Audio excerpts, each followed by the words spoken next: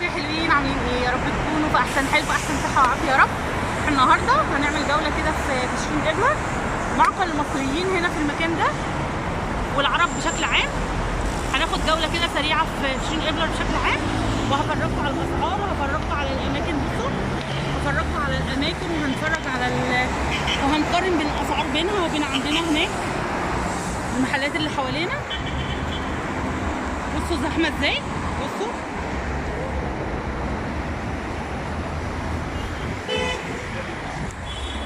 يلا بينا بقى ونرجع مع بعض تاني. يلا. بصوا احنا هنا جينا النهارده عن طريق المتروبوس، تمام. تقدروا تيجوا برضو عن طريق بصوا المترو ده اللي انتوا شايفينه ده، تقدروا تيجوا كده وتيجوا كده عن طريق ده او ده. ممكن تاكسي برضو، بس التاكسي بيبقى غالي، لكن احنا بنفضل الاسرع والاسهل يعني هو ده. بصوا ده بقى ايه ده، جي سلام. بننزل كده بنبقى في قلب الميدان بتاع شيرين ابلر، ماشي. هو ده كده الميدان. هننزل كده مع بعض، انا معاكم خطوه بخطوه وهمشي معاكم واحده واحده وهعرفكم المكان اكنكم ماشيين معانا بالظبط. بصوا بقى يا جماعه، ده كده اول الشارع بتاع الميدان، ده اول الشارع. هنا بقى تسمعوا الاصوات اللي احنا محرومين منها، الاصوات العربيه والمصريه وتقدري بقى هنا لو واقف معاكي اي حاجه تقدري تستعيني. بصوا هنا كمان بيكتبوا بالعربي زي ما انتم شايفين كده. هنا في فنادق بقى، في مطاعم، في كل حاجه تخطر في بالكم. فحلو جدا وحيوي جدا الشارع. انا اول ما جيت عليه، يعني جيت على المكان ده الاول زي ما انتم شايفين كده. وعايزه اقول لكم اول ما نزلت يعني اتبسطت قوي لما حسيت ان في ناس عرب، ما عندكوش فكره. بصوا السندوتشات الاسعار بتاعتها كمان، دي الدونار يعني سندوتشات الشاورما يعني بالتركي، اسعارها كده زي ما انتم شايفين. بصوا المكان ده كده كله على اليمين وعلى الشمال مطاعم وكافيهات كده زي ما انتم شايفين. بصوا الصيدليات بتقفل عندنا يوم الاحد. يوم الاحد ما فيش حد يعيا ولا حد يتعب يا جماعه. كله يلزم بيته، واللي هيخرج يخرج بقى على مسؤوليته، محدش يتعب عشان في صيدليات فاتحه.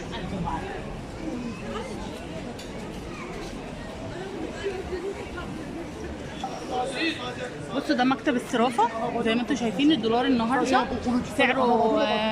سعره 18 ليره و80 قرش، وبالنسبه لليورو ب 20 ليره. ده مكتب صرافه، وهتلاقوا كتير جدا جدا عشان طبعا هنا بيبقى فيه عرب كتير، فبيبقى فيه اماكن صرافه عشان تغيير العمله وكده.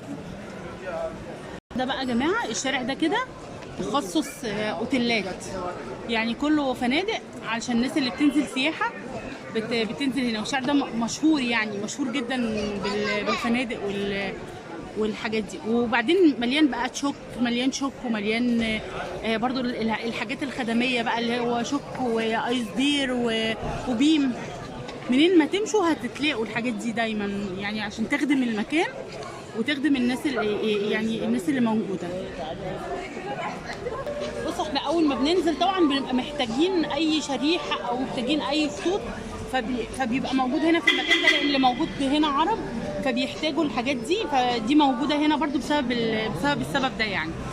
بصوا محلات بقى لبس، بصوا غني بكل حاجه يعني. بصوا كمان الزحمه في اي مكان، يعني المنظر ده كده بتشوفوه طول ساعات الليل والنهار بالمنظر ده. بس بالليل بقى مش بتلاقوا غير العرب بس هم اللي موجودين وصاحيين وبيتجولوا، لكن المحلات بتبقى مقفله والاتراك ما بيبقوش موجودين لانهم بيناموا الساعه 10 يعني. بس العرب بقى مسهلين، انتوا عارفين بقى احنا بتوع الليل واخره بنبدا. بصوا بلح البحر دوت بالليمون ده مشهور جدا جدا هنا جدا، كلهم بيحبوه جدا، يعني عامل زي الكستنه كده والحاجات دي، الحاجات اللي هم بيحبوها دي، الكستناء دي ولا بيقولوا عليها ايه، انا ما بحبهاش يعني، اللي هو ابو فروه ده يعني اللي عندنا حاجات. بصوا ده محل كده، محل موجود في يعني في الشارع الجانبي. بصوا الحاجات اللي فيه، جاكيت زي ما انتم شايفين كده، ده 450. كوت كده بس قصير شويه. ب 400 ليره، ب 400 كله 400 يعني، سواء ده ولا ده كله 400. ودي محلات خاصه بالشباب بقى، اوتلت يعني. بصوا باسعار مخفضه جدا والكواليتي بتاعتها حلوه جدا برضو. كده بصوا معروضه ازاي، يعني معروضه بشكل حلو جدا ومحترم بصراحه. بصوا بالتيكتس بتاعتها،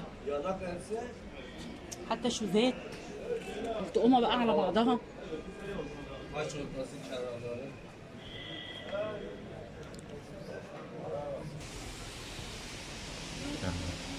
بصوا بقى ده سوبر ماركت كده عادي خالص منفصل، ملوش علاقه بقى بالجمعيات الاستهلاكيه والمحلات بتاعت بيم بقى، والحاجات اللي هي اساسا خاصه بالدوله. وبيعمل بقى حاجات بالايد، يعني حاجات بلدي زي ما انتم شايفين كده. وبيبيع بقى حاجات بس باسعار بتبقى غاليه شويه، غير الاسعار بتبقى بتاعت بيم كده. بس عنده بقى ايه، عنده تشكيل من كل حاجه يعني. مش مهم، يلا بينا بقى ننزل. احنا كده زي ما انتم شايفين نازلين كايلور زي ما انتم شايفين كده. بصوا هو من اكبر. بصوا ده الاكل الدراي فود بتاع القطط بقى والحاجات دي، لان هم عاملينها باكيتات صغيره لاسماك الحاجات بتاعت القطط، عشان هنا في المدارس بياخدوا الحاجات دي وبيوزعوها على الاطفال عشان يعودوهم من الرفق بالحيوان كده. هم ماشيين في الشوارع يفتحوا الباكت ويحطوه للقطط والكلاب يعني.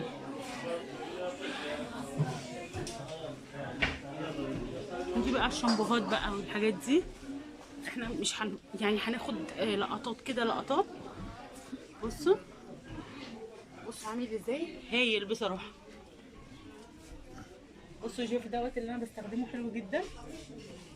جيف ده بتاع الافران والدهون والشوايات والكلام ده كله، بيستخدم برضو للعربيات، حلو جدا برضو. واحنا ماشيين كده وساس صريح دوت ممتاز برضو، حلو جدا. بص ده هنا سعره حلو جدا ب 26 ليره، عندنا بحاجه و30. حلو جدا جدا برضو، قاهر الدهون يعني بصراحه. بصوا على السرات دي. بصوا البارتيشن ده كله ادوات مطبخ. بصوا يلا بينا كده هناخد جوله برضو سريعه فيه زي ما انتم شايفين كده. بصوا يعني هو إيه؟ كل حاجه كده ايه.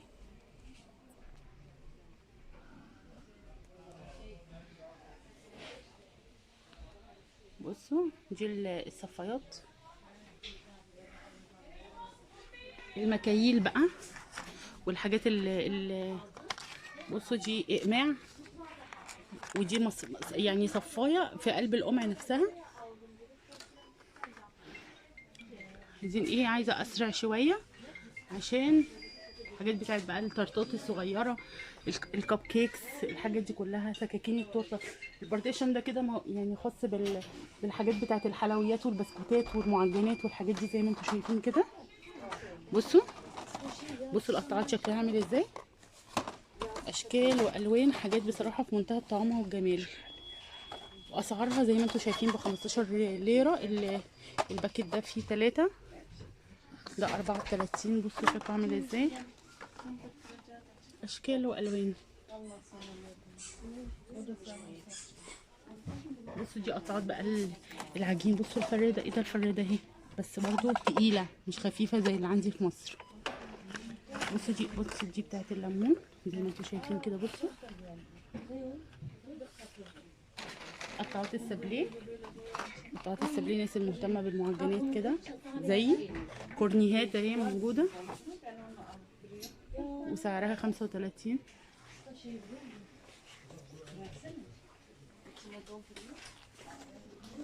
تبقى ايه، جوله سريعه كده، جوله سريعه يعني خشبيات.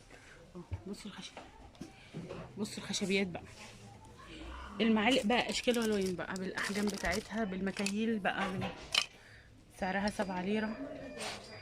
بصوا المعالق دي حلوه جدا. بصوا الحاجات دي،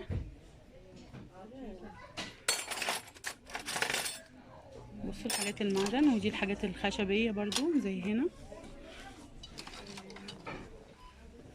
بصوا القطاعات بقى والحاجات دي ودي الحاجات بتاعت المعمول بقى، كل سنه وانتم طيبين، عشان الكحك بقى والحاجات دي والمعمول بتاع العيد. واسعارها مش عارفه بكام، مش مكتوب عليها السعر. دي سكاكين المربى والتوستات،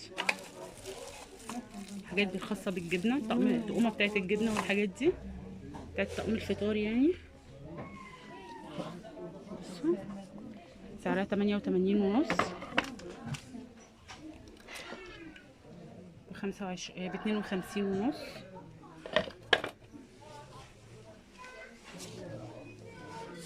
بصوا الاهوان بقى والحاجات. بصوا طقم المعالق دوت اللي الناس كانت بتسال عنه، 60 ليره اهو.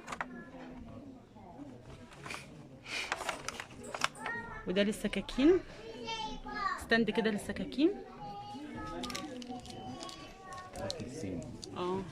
الاكل الصيني بقى، الحاجات الحلوه دي.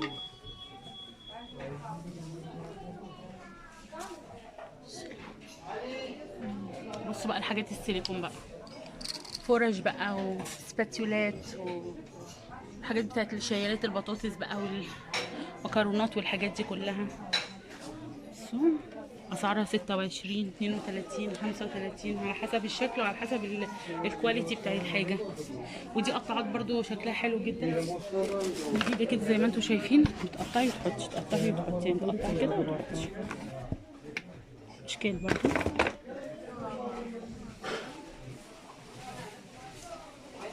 بصوا وراه كده هنا كمان المعالق بقى والمصافي والحاجات الحلوه دي. بصوا سعرها عالي مقارنة بالحاجات اللي في البازار، بس دي بصوا الخامة بتاعتها تقيلة، الكواليتي بتاعتها تحسوا ان هي حلوة جدا، بتاعت الاسباجيتي حلوة جدا وسعرها حلو. بصوا منها الجوز حلوة قوي برضه.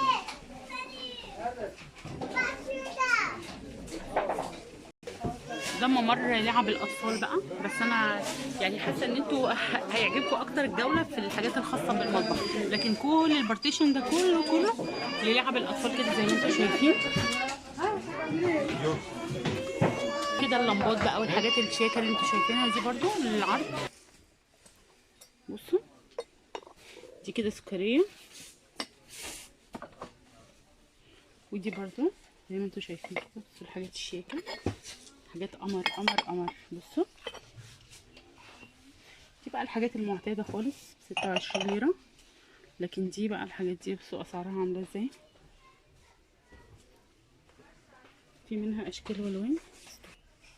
بصوا بقى زي ما انتوا شايفين كده، بصوا كوبايه القمر دي، الغطا سيليكون كده زي ما انتوا شايفين، سعره 145 ليره بالكوبايه بالشاليمو بتاعه، طبعا ازاز زي ما انتوا شايفين كده. اشكال والوان بقى، في منه الاحمر، في البينك، في بقى اشكال الفواكه كده زي ما انتوا شايفين. في ده برضو طالع موضه جدا. بصوا الغطا كده بيبقى غطا كده، لو هتغطيه كده او لو هتستخدميه مثلا كقاعده بيبقى عامل كده، وسعره 109 ليره. 109 ليره. الكوبايات بقى الجميله دي شكلها حلو جدا جدا جدا، سعرها 86 ليره. بصوا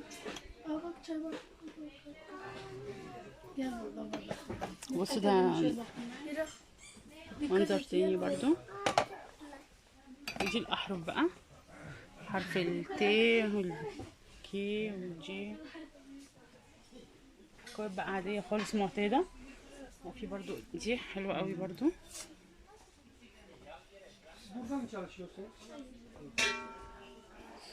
شكلها جميل جدا.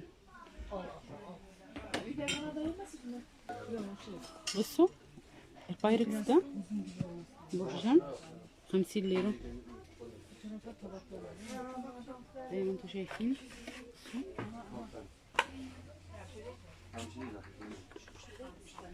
ب 100 ليره. التوبيس قطعتين ب 100 ليرة.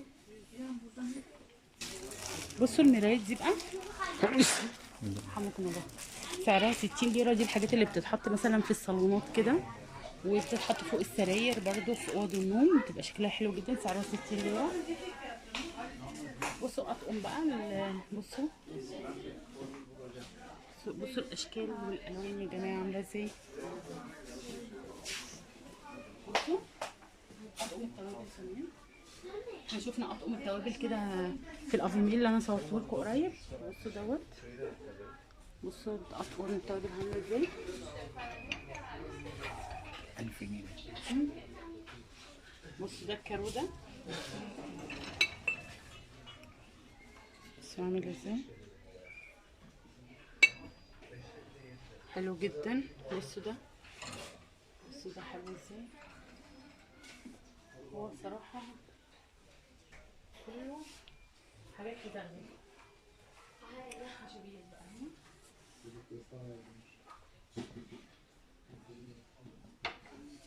بصوا بقى كمان الحاجات الخشبيات دي. حطي مثلا طقم من التوابل، ناس بتحط هنا، بتحط الحاجات بتاعتها، بتستخدمها كمنظمات يعني زي ما انتوا شايفين كده. سعرها 105. كل دي الحاجات بتاعت الفطار دي، بتاعت الفطار والمخبوزات حلوه جدا برضو. سعرها 75 ليره. بصوا اشكال بقى والوان. صواني الخشبيه 175 اهي زي ما انتوا شايفين. الناس اللي بتحب الخشبيات زي انا بحب الخشبيات جدا جدا. بصوا بقى الحاجات دي اقل شويه. دي الحاجات بقى اللي ايه،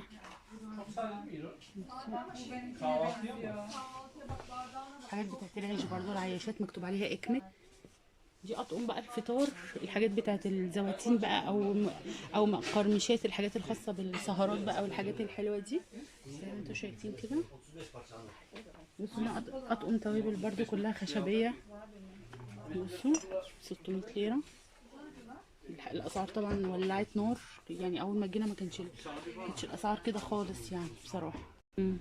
بصوا طبعا الحاجات دي خزف، تحسوا ان هي شبه الرخام كده، جديده، انا اول مره اشوفها الصراحه ب 250. ودي صواني، ودي صواني بقى 230 235 على حسب اشكالها واحجامها. بصوا دي عامله زي الطبليه كده، ليها رجول. بصوا ليها رجول كده 230. بايرن ترى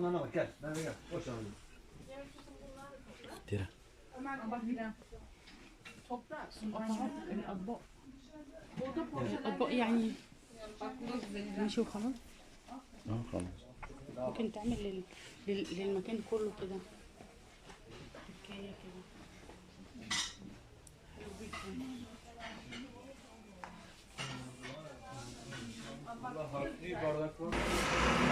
بصوا احنا كده يعتبر يعني اخدنا حوالي 30% بس من جوله في كايلار، بس عشان الوقت ما يتاخرش عشان اكمل بقيه الجوله بره، فهكتفي بالقدر دوت وبعدين ابقى اكمل لكم مره باستفاضه. بصوا يا جماعه ده محل بيعمل فراخ مشويه وباشكالها بقى، سواء كانت صدور او فراخ كامله كده، مشهور جدا جدا. عايزه اقول لكم يعني عليه اقبال جامد قوي. والدور اللي فوق ده بيبقى مطعم زي ما انتم شايفين كده، وكافيه في نفس الوقت. بيقطعوا بقى بالطريقه دي. ودي اسعار الفراخ عندنا بسعرها ب 65 زي ما انتم شايفين كده، الاحجام والاسعار بتاعتها. بصوا وبيعملوها بالطريقه دي كده انتم شايفين كده.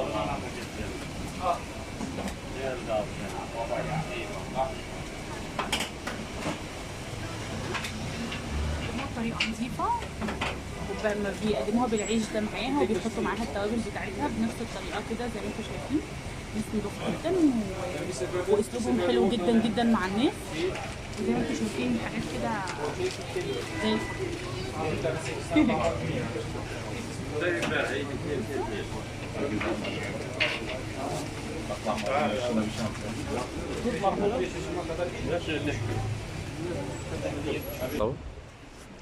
بصوا بصوا، دي حديقة بقى كده للأطفال. دي موجودة ما بين كل عمارة وعمارة، بين كل كام عمارة كده هتلاقوا المنظر ده. الجناين دي للأطفال بتبقى مجانية فور فري كده، الألعاب اللي فيها يلعبوا بقى. دي بصوا تشوفوا بقى هنا أصوات المصريين على حق.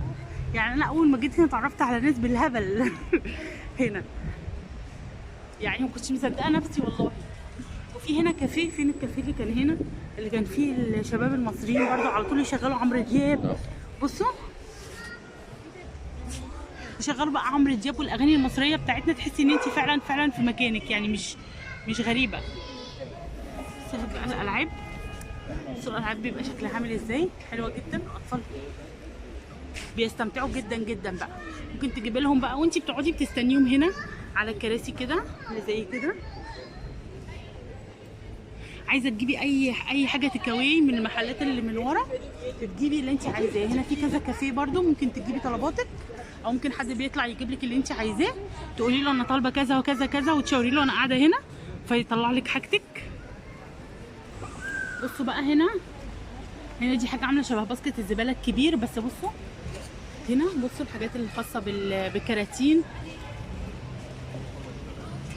الازاز البلاستيك، الحاجات الازاز عشان ما تجرحش ايدين حد، والحاجات الكهربائيه البايظه، البطاريات والحاجات دي، ودي ازايز الميه بس.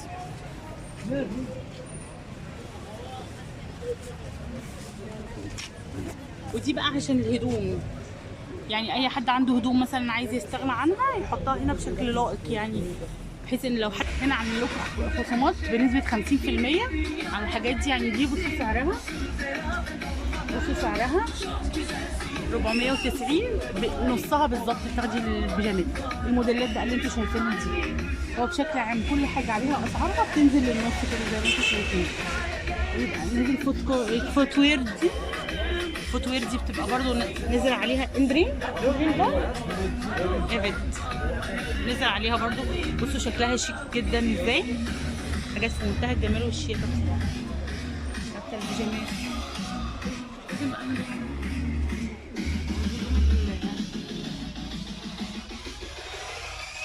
بصوا الجمال. البومه، محبين البومه، حتى الاندرويرز، يعني الحاجات دي كلها عليها برضه تخفيضات 50%. كله عليه خصم 50%. الأسنان ده ايه؟ عربي عم؟ لا. بصوا ده اسم المحل من بره.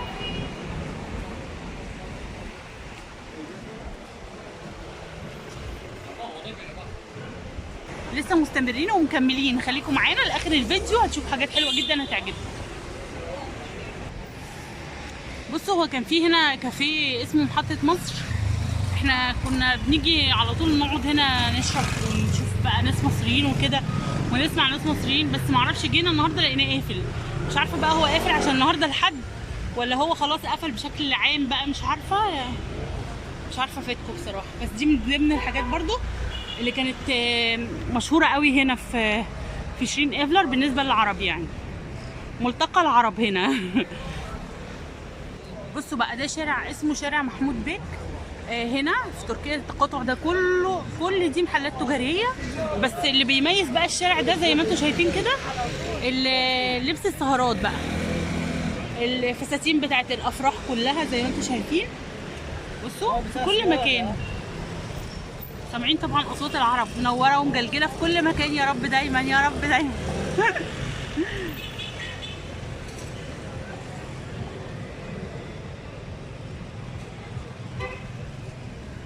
هنمشي شويه ونشوف المحلات واصور لكم كده فيها ان شاء الله.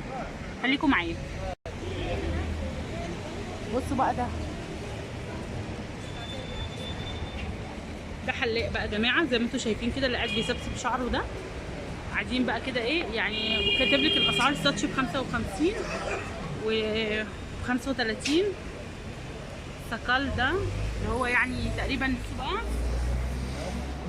اسمه ميجي، محل اسمه ميجي. بصوا البيجامه دي، لا هي مش بيجامه، هو زي توب كده، بس سعره 150 بقى بالوانه كده زي ما انتم شايفين، وده ب100. الحاجات اللي هما بيلبسوها اصلا في البيت ديت الناس، الحاجات الشعبيه شويه، 150. الحاجات الخريفي والله بتبقى شكلها حلو بقى، شكلها خريفي كده شويه، 200. بصوا بقى المحلات، الحاجات بتاعت العروسه بقى، الحاجات بتاعت المحجبات اسعارها برضو هنا في شيرين ابلر بتبقى رخيصه جدا جدا، يعني اسعارها بتبقى فظيعه.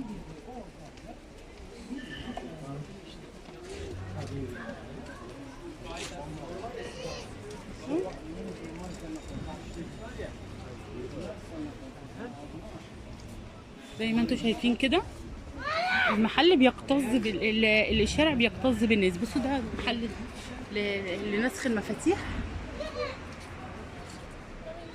ده بقى الشنط، الكابات بقى والحاجات بتاعت الطرح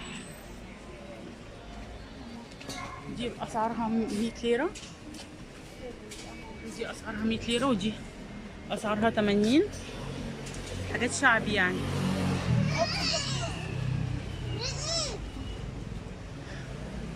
بصوا ده محل برضو، بس هما احنا طبعا عشان نزلنا متاخرين فالناس بتبدا تلم الحاجات بتاعتها. بصوا ده محل اساس برضو، بيبيع انتريهات وكنب بقى وسفره وحاجات كده زي ما انتم شايفين كده، حاجات شكلها حلو جدا وشيك جدا جدا. اسعارها ايه ما اعتقدش ان هعرف ادخل اسال، علشان هما بيلموا حاجتهم يعني، عشان الوقت خلاص كده هيقفلوا المفروض يعني. بصوا الكنبه عامله ازاي، بصوا الشياكه بتاعت بصوا ترابيزه التلفزيون عامله ازاي يا جماعه، حاجات كده جميله جدا وشيك جدا. بصوا ده محل سجاجيد برضو. ممكن نخش ايه؟ ممكن نخش.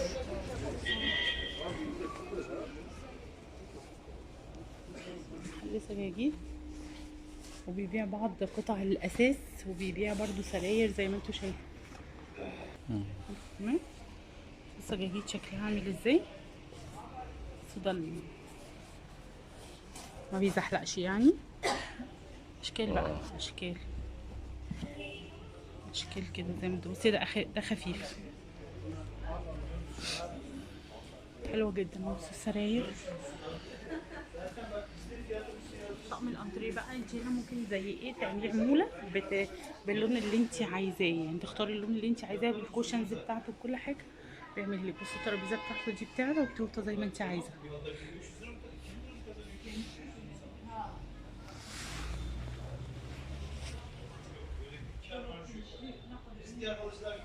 كنبتين تلاتات يعني، كنبتين 3 افراد وكرسيين اللي هما دول.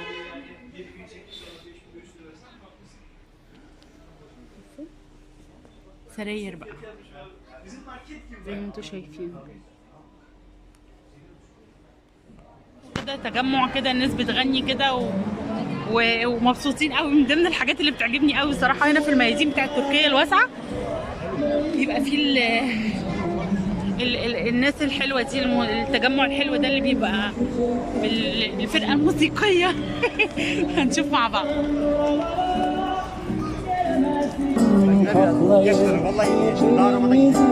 Çepen atmadan satırlar uçar gider aklımdan. Sana sarı laleler aldım çiçek gözlerinden. Uykulu gözlerle döndüm rüyamda. صوته جميل جدا، لايف بقى بيغني لايف. Sarı laleler aldım çiçek gözlerinden. طبعا انتوا فاهمين الترجمه يا جماعه وعارفين هو بيغني بيقول ايه، ترجموا وقولوا لي في الكومنتات. احنا كده خلاص نهينا الجوله الجوله بتاعتنا. بتمنى الجوله بتاعت النهارده كده تكون عجبتكم، واشوفكم ان شاء الله الفيديو الجاي. هتوحشوني. باي باي. الاسبوع الجاي ان شاء الله اعمل لكم جوله جديده. باي باي.